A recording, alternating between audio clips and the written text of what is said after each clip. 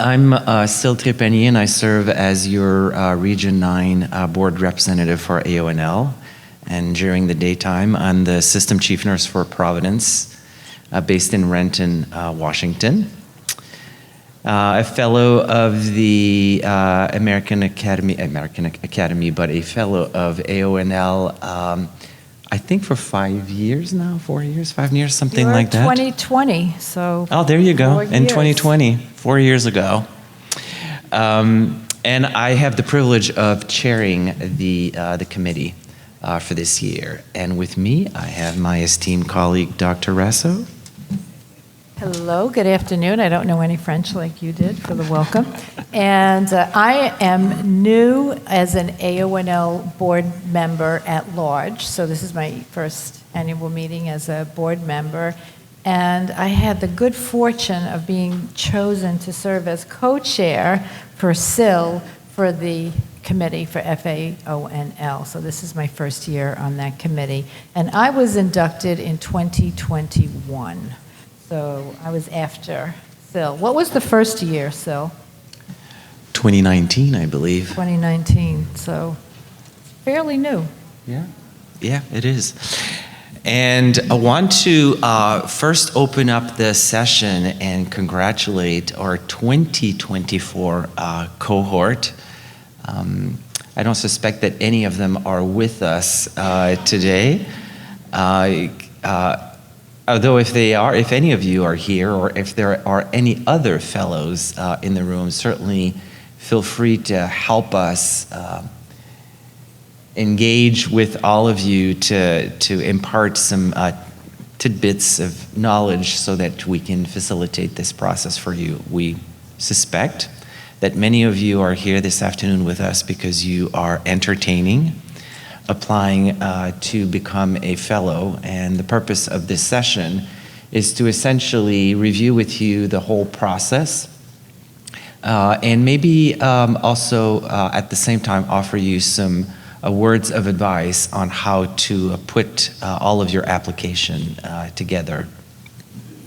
So congratulations to all of our class of 2024 fellows. Why would you want to do that? Why would you want to be recognized as a fellow of AONL? It's pretty much the highest honor that you can receive from AONL, aside from all the other honorees that we also heard of from today, like yesterday our Lifetime Achievement Award and all the other awards that we heard today. But it's given to those who have offered a significant amount to nursing leadership at large and to nursing leadership as a member of AONL, and how you've supported whether AONL itself directly as a professional organization, or the mission and the priorities of AONL, because that's also one way, and we'll go into those details a little bit, but that's one way that you can tie in and you can demonstrate your contribution. One misunderstanding out there is that there's an unwritten rule that somehow becomes a perception that you must have a certain title to apply to become a fellow of AONL. If you are a member in good standing of AONL and you've attended the minimum number of years of the annual meetings and you meet those requirements, the title that you have in your professional life is not a criteria at all. So if you have made some significant contribution to nursing leadership and to AONL, regardless of the title and where you sit in the organization, you're invited, and we invite you to offer your application. So there's the answer to our question earlier. It was 2019. I'm glad I gave the right answer. But it really was in 2017, 2018, under the leadership of the president and president-elect at the time, that the fellow designation was developed, and the first cohort was established in 2019. And when I got mine in 2020, that's the year that we did not have AONL. Remember? Mm-hmm. Well, I was 2021, and we did not have it either. Then yeah. 3 cohorts walked the stage. And oh, that's in true. We did. We did in 2022. Yeah. Yeah, that's correct. So as of now, we have 74 individuals who are recognized as fellow. Considering that we have 12,000 plus members of the organization, we have room to grow to be recognized as a fellow. Roseanne, I'm going to turn this over to you and maybe review the application process. Yeah, you're giving me the easy part. So it's open right now, but it is not due until September. So there is time for those of you interested in applying for this round. But there's a lot of work to do to get it ready. The eligibility criteria are that you've been a member for 5 years. You have to have an advanced degree, but it doesn't have to be a doctoral degree. A master's degree is fine, at least 1 degree in nursing. And you have to attend AONL conferences for at least 3 times. So this is the easy part, honestly. This eligibility criteria is the easy part. The hard part is the application. So that's the next slide. And so here's the criteria. And I actually didn't know this when I applied. I should have come to this session before I applied, because it tells you for each section, and each section of the application has a word count that is your maximum. You can't go over. So your leadership evolution is weighted pretty heavily at 20%, and that's your story, like what your leadership story is. Then the AONL contributions to your leadership evolution. That's not as many word count requirement, it's 10%, but that is how AONL contributed to your evolution, which is that first section.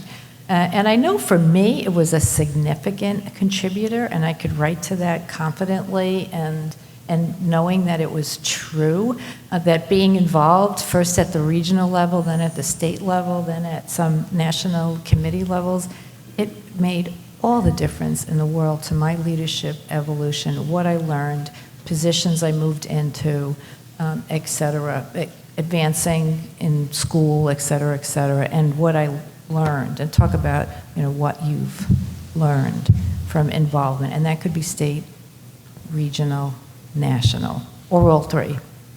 The next section is an important one, is your contributions. I mean, it is about impact. It's about your impact in the specialty of nursing leadership. And ideally, this is not just in your place of work, that your contributions have been disseminated further than your place of work.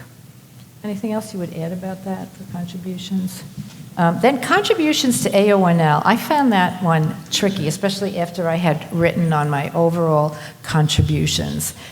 So there you want to connect to the mission and vision of AONL and how your contributions support the mission and vision. And if you've served on a committee for AONL, if you've served on a regional committee or at a regional officer position, like that work ties to AONL. That's what you would put in that section.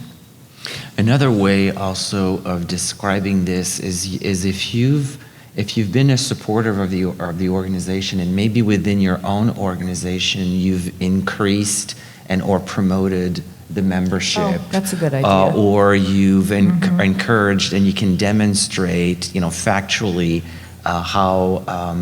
how you've promoted attendance, within your organization to the conference or to to be part of a task force or a committee. So there's multiple ways that you can arrive at identifying, describing your contribution. So in other words, what you need to hear from us is that don't think that if you did not serve as a president or as a board member, that all of a sudden you're not eligible, right? There's way more different ways that you can demonstrate your contribution to AONL.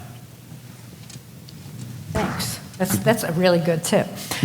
Okay, so the next section is an important one that I think sometimes you get a little stuck on, and that's for the future. What are your plans for the future in terms of leadership? Because to be a fellow, to meet the review criteria, how you intend to grow, how you intend to enhance nursing leadership. What is that coming from me, that sound? How? Don't breathe so heavily on the mic. I sound like a wild animal. It's crazy. So anyway, so how, like, what your plans to enhance your leadership contributions in the future? And again, aligning that with AONL mission, vision, and goals is most appropriate for that section. Anything else to add for that section? Okay, and then there's this like overall 10%, like the whole thing is professionally written, tied together, makes sense, grammatically correct, etc. So your CV gets attached as well. That is a maximum of 10 pages. So you may want to, for those of you with lengthy CVs, think about, so for example, in like my presentation section, I'll only do like 10 years, and I'll put that there, like 10 years, the past 10 years. Same thing for publications or whatever. Like you figure it out, but you want to get the most important things in there. And then the other thing about your CV is it has to crosswalk to what you say. So if you say that in your place of work, you increased the nurse engagement by, 35% from one year to the next, and then, see the breathing is happening again, and then you've used that to further kind of AONL mission and vision and goals type things, then you would want that should be in your CV under accomplishments in that particular job. And then you also want, we didn't talk about letters of support yet, that comes up next, but your letters of support should support that as well. So that's actually next. So your letters of support to people, let's see, all right, it's only one has to be by a current AONL member. But I would think about not having two people from where you work. Like you want at least one from outside of your place of work, and one inside is fine, or two outside, that's okay. I was active at the state level, and the state executive director in the state that I practice was one of my supporters, and those letters have to support you should have a thread through the whole thing, like what you're about. Like the reviewers want to know, like, what are you about? What's your leadership thing? And how you have brought that to life with impact to the people around you and into the greater community. So those letters of support should talk about that. You can't have letters of support talking about something that is not in all your application narrative. So that your CV, your letters of support, and the application narratives that you write should all connect and crosswalk with each other. Does that sound right? That Bill? sounds right. And one thing I'm thinking about, Roseanne, is when you write your application, always write it with, put yourself into the shoes. Imagine that you are the reviewer. Can you clearly see the connection that Roseanne is describing? And chances are you're probably way too close to it to be as objective. So to that point, obviously you should, hopefully, those who you're asking to write letters for can also serve as a reviewer for you, and maybe ask them to play the role of the reviewer. Imagine that you're the reviewer and you're reviewing all of this. Can you tie all of this in together? Or if it's not the person that's writing the letter of recommendation, is there someone on your team? When I mean on your team, I mean like somebody that's like a supporter that will also give you really good and honest feedback, and ask them to imagine that you are the reviewer and reviewing all of this, and can you tie this in together? And also another question to ask them is that as you read all of this, what do you think my thing? How, right? Just so whether is it coming out, or do they have to like figure it out? If they have to figure it out, chances are you have to go back to your application and tighten this up a little bit. Does that make sense? Yeah, and I mean, what your thing is not prescribed. I mean, somehow it has to relate to leadership work, of course, but it might be advocacy, it might be succession planning, it might be leadership development, it might be social determinants of health and mitigation in your community. I mean, it could be anything, that's your thing, but I think it would help reviewers to know what that is, because that's the sense of you, and then everything in the application would support that as well. It's not to say that everything you write has to be about one thing, but there should be something that stands out as your thing, if that makes any sense. Yep. Yeah, it does. Yeah. The other thing, I'm just going to go back here for a second. Remember when Roseanne was talking about the eligibility criteria? So do yourself a favor. Look at those eligibility criteria, and if you don't have that, don't spend all the time putting all of this together, because unfortunately what's going to happen is your application is actually not going to be even reviewed. You have to have those three things before it actually gets to Roseanne and I and the whole committee. We only review applications that meet those eligible criteria. And it would be a really unfortunate, it doesn't happen a lot, but it has happened over the last 3 years that I've done that, where unfortunately we've had to tell applicants we're just not going to be able to move it through because you're just not meeting the eligibility criteria. Is there anything else you want to review here? I don't think so. Of course, there's an application fee, and you have until September, but don't wait till the last week of August to get started. You should start right now. You have to start thinking about what you're going to put in each section. You're going to start drafts. You have to find your sponsors. That might take some time to find the right people who know your work and are willing to support you. And then you have to go through the whole review process yourself over and over again so that it feels ready to press the button to submit. So just don't wait to the list. And current board members and current members of the committee, the selection committee, cannot serve as sponsors and or assist in the application process. You can probably understand the why. So what happens is, so you submit the application, we receive the application, they're all reviewed. We have a pretty robust process internally where with the whole selection committee, we send to the selection committee in advance the names of those who have applied, because we ask that if anyone has any reasons, any connection that would prevent them from being an appropriate reviewer for this application. Roseanne applies. She works for me right now. I shouldn't be the reviewer. Or Roseanne and I vacation together. 3 times a year. All of our families get together.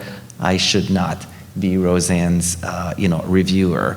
So there is a process where we have to disclose if we have any conflict of interest in making sure that we have a pretty robust process in place. Once that is done, what happens is we divide and conquer, and we submit application to the committee members. There is more than one person that reviews every single application. We have a system.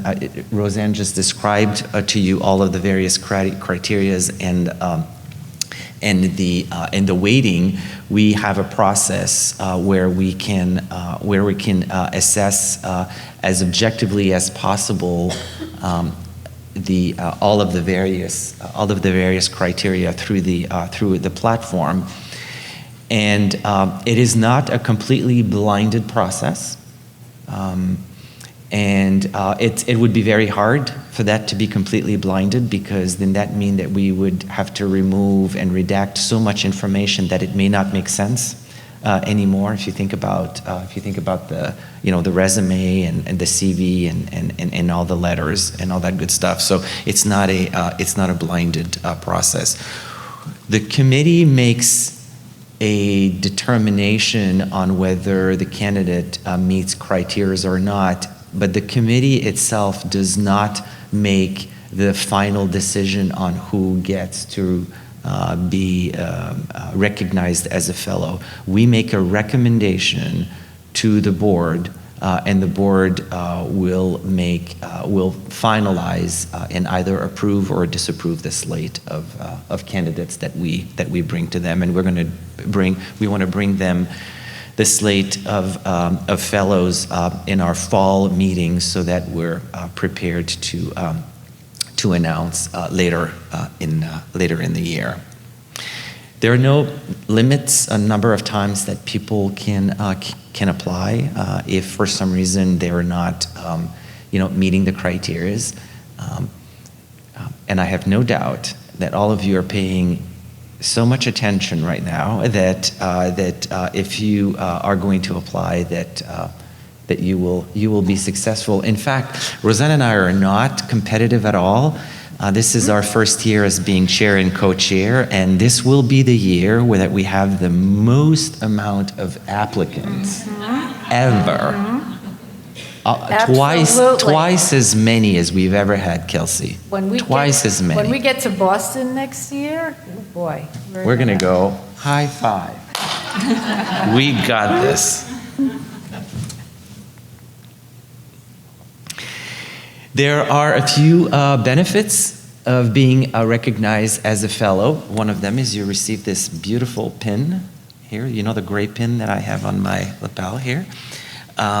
So you are, once you receive your designation, you have to maintain an active membership at AONL, obviously, but you will, as you will see this afternoon, there is a induction ceremony during the conference. We also do a special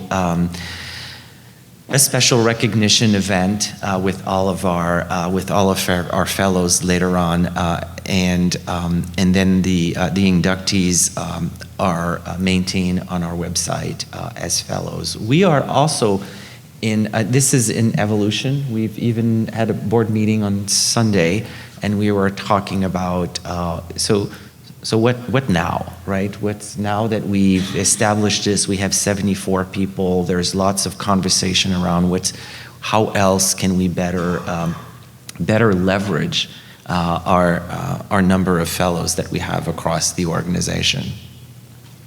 So we already went over this. September 6th, very important. We don't give ourselves a significant amount of time to review this. So we feel that it's more important to leave the platform open and to offer you the opportunity to prepare yourself as for us to review it. We take this very seriously, but we also recognize that it takes time. It takes time to do that, and you want to do this well, and so we we front load the whole process where we want to make sure that it serves you and not the reviewer.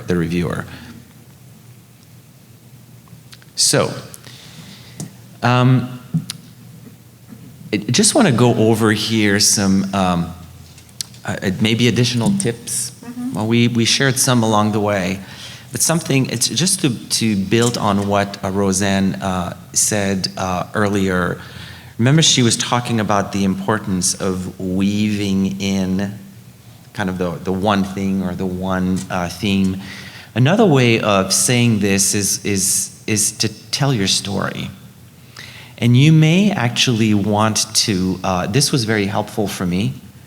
As I was thinking through, I was very deliberate about identifying that theme.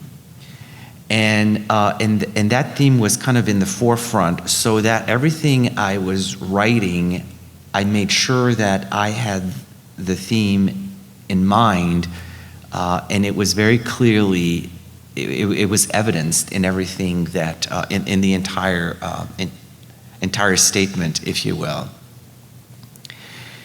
Be sure that, we talked about the letters of recommendation, and Roseanne reminded us the importance that the letter needs to be supportive of the application process and the reason why you should be recognized, as a fellow. And make sure that both letters, though, are not saying the same thing.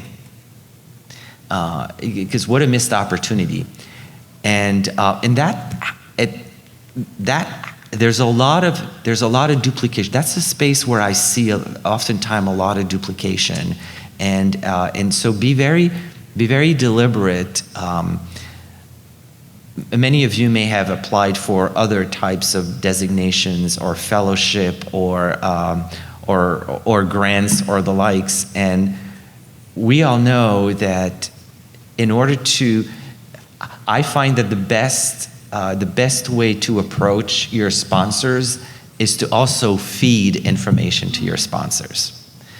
So don't be shy about doing that, because you're the one that kind of ties all of this in together. Another way also of doing this is to make sure that both sponsors know that they're on your team. And then the three of you work together to make sure that all of this ties in, and so they're aware of each other's, and it's okay to reinforce each other's message, but the message shouldn't be entirely the same. Does that make sense? Be articulate, be concise. Write without fear, edit without mercy. I love that. It's very hard to write about yourself. It is. This is not a time to be shy. This is a time to fully recognize your contribution, and go for it. It's very important to do that. But the important message here is also ensuring that you have others that will review your entire packet.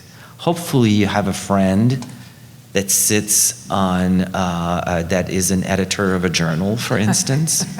Or maybe not, but we all have friends who are really good at that good writing skills, but most importantly, good editorial skills that will find anything, and like all the details. Those detailed-oriented person that knows how to dot their I's and cross their T's very well. Those are the type of friends that you want to bring in under the tent and ask them to review all of this for us.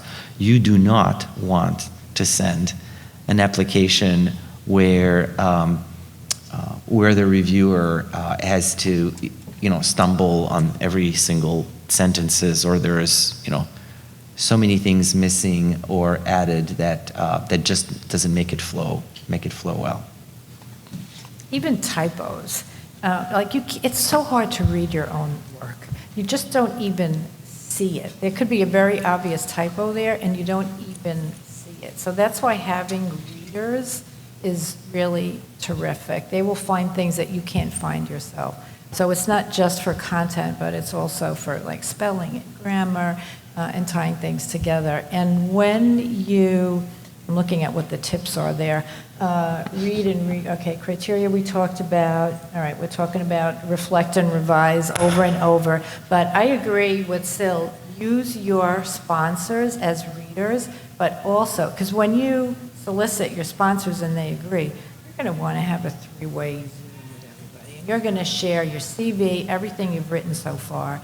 And then with the sponsors, you'll decide, okay, you focus on that and you focus on that, so you don't have that duplicative. You don't want two of the same letters. You're not going to make it then.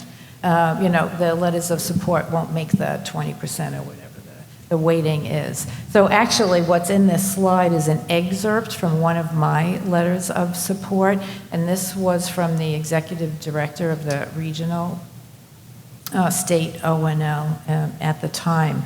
And so she describes my leadership work with them. And then my other supporter spoke about my contributions to leadership science and leadership practice. So they were a little different.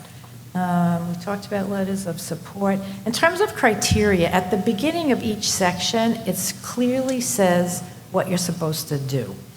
So just make sure you follow that. And then we talked about the rest of this. I think edit, share, write. And then I think Sil's advice about not being humble is critical. Like we always talk about, there's no I in team. This is the opposite. It's all about I. I did this, I did that. It's not about we, honestly. Mm-hmm. This is going to be about you. So it's okay that you were part of a team and you say that I did this, that, or that. You were part of that team. You don't have to give the team credit there because that's not the point here. The point is about you and your contributions. And do yourself a favor, don't start on September 1st. In fact, I'm willing to bet if you pay check, if you start on September 1st, chances are you're not going to submit on September 6th. Yeah, that's something that's going to, go right through. Yeah, totally. I would be surprised. Totally agree. All right, I think we might have talked about all of these by now. We probably have. Yeah, I think we have. Give the draft early. Yep, okay, I think we covered it. We did. Time for questions. Any questions that anyone may have? Yes. So a couple of slides ago when you were excited about next year high-fiving your success rate, there was a bullet about mentoring that I think you may have skipped over. Oh, yes. Oh, yes. Thanks for calling that out. So there's a list of fellows on the website. And one of the purpose for that is for you to consider reaching out to any fellows who might consider mentor you through this whole process. There's also a list, Kelsey, correct me if I'm wrong, but I believe the list of the current committee member is also there. Correct. We list obviously links to the board and to the current committee, and then we do have a link if you are interested in being matched with a mentor. Just reach out to me and I'll work to match you with someone who ideally is in your same time zone, to make it easy to work and whatnot. So, I'm sorry, could you repeat your name? sure, Kelsey with AONL. Thanks for calling that out. Yeah, we did forget to. I see a hand up. Yes, blue shirt, gray jacket. Two questions, I'll ask them consecutively. First question is on eligibility. Is that the 5 years by September 6th, looking at that date? And the second question is contributions to AONL. Does your work with the state affiliate count with that area, or does it need to be specifically within AONL? No, it works. all affiliate work, because you can tie this in to the, to AONL. So absolutely, it all works. And what was the first What was question the again? 5 years, if it had to be immediately consecutive to the application? Sorry, is it the 5-year mark is by September 6th of that application? Oh, As long as I don't know. you are, as long as like you're starting the 5th year, so let's say like 4 years and September, August 29th starts your 5th year, you don't have to have 5 completed years, if that makes sense. So just 5 years and they do not have to be consecutive. Yes, Lisbeth. Did you know what your leadership theme is when you started, or did that reveal this to you? And if you mind sharing, what did you think was your leadership theme? Yeah, so I think this is likely very personal, I would say. So for me, I had done a lot of that work applying for another fellowship 2 years prior to, so it was probably a little bit easier for me to identify what the leadership theme was, because I had dissected my resume and my journey already along the way. And that's why, and so if you haven't had the chance to do that in the past, that's why it's very important to have partners to help you think this through. So, typical theme that you might see out there, you may have had a passion around mentoring new nurse leaders, for instance. And you can demonstrate that by, whether it's within your organization, the number of people that have grown and, growth in the professional development. And in addition to that, you are teaching this class and teaching that class, and then so that might be, so maybe one theme is about mentoring and developing others. That's a typical theme that we often see. For me personally, some of the work that really came out was around supporting transition to practice, and all the work that had been done, locally, nationally, internationally, both internal, both external. Publications, and the like. So that was one theme that was emerging. Does that answer your question? For me, it was the same process. I had applied for another fellowship a few years before and had to go through this work. And one of my sponsors for that process, then the same thing happened for this one, was it took a couple of months, really, to get that organized. And she described it as the trunk of my tree and the branches. So, like, what's the trunk? And then what's the work you're doing that kind of support that? For me, it was primarily about leaders, growing leaders. And even my work as editor-in-chief of nursing management, which was my side gig, and I was a CNO as my day job, like a lot of what I loved and programs I put in place and what I published and, was all about helping leaders grow and contributing to their growth and development. And then I had a side theme of advocacy. So that was the process for me, but a good sponsor is going to help you through that process. Mm-hmm. What other questions you may have? Yes? Is there any requirements for who writes your letters of support as far as the position? No, there's not. As long there's no requirement from that perspective. However, I will just remind us that current board members and/or current members of the selection committee cannot write and be sponsors. Other than that, Actually, Kelsey? one of your letters of support does have to be an active AONL member. It's great if both of them are, but the requirement is one. And then we just added new this year. At least one of them has to be written by someone outside of your organization Yeah. if you're currently employed somewhere. But title-wise, that it's a little bit like the comment that I made regarding it doesn't matter what title you have in the organization as long as you meet the criteria. Yes. Are there examples of these applications on the website?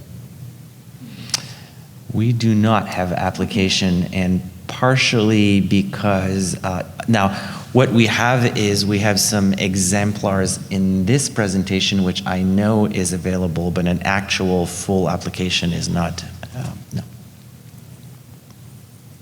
Wouldn't it be great if we had some nurse managers this year that would be recognized as fellows? We got to figure that out. Yes. If there was a couple week lapse in your membership before you renewed, does that disqualify you if you were pretty consistent? I think Kelsey just said it doesn't have to be consecutive. Yeah, it doesn't, as long as, honestly, I'm the one that looks through it, so as long as I can calculate you've had a membership for, you know, a total of 4 years in total, and then at least you're started your fifth one, that's enough. There's somebody else in the back. Yes. So whenever I take a certification exam, I like to know the pass rate. So what's your I don't know that answer. That is a Kelsey question. Yeah, so I don't have an exact percentage. I can tell you that we have people every year that apply that don't make it past the first round because they don't make the initial eligibility criteria, so they haven't met the membership requirement, they haven't met the conference attendee requirement. And then beyond that, and it just varies year to year who we have applied and how many. We generally have a couple that just don't meet based on the criteria, the written narrative criteria. So, I'll say another year we don't have people that pass through, but I have seen people that have reapplied in later years and then gotten it. So I would say don't be discouraged by that. Be encouraged that they can come back. Would you agree with me, Kelsey, that, I mean, at least my experience has been that aside those that don't meet the eligibility criteria, those that we review, it's really a handful. It is not, it's not a lot. Right, that's encouraging. Thank you. Yeah. Yeah, I would say Yeah, it's not like 20% pass rate, you know? No, not at all. Even 60. Yeah. Yes. Clarification with the second bullet point of the eligibility. It says you have to have one advanced degree, and then one of them needs to be in nursing. Does that mean you have a BSN and an MBA to be eligible? Yes.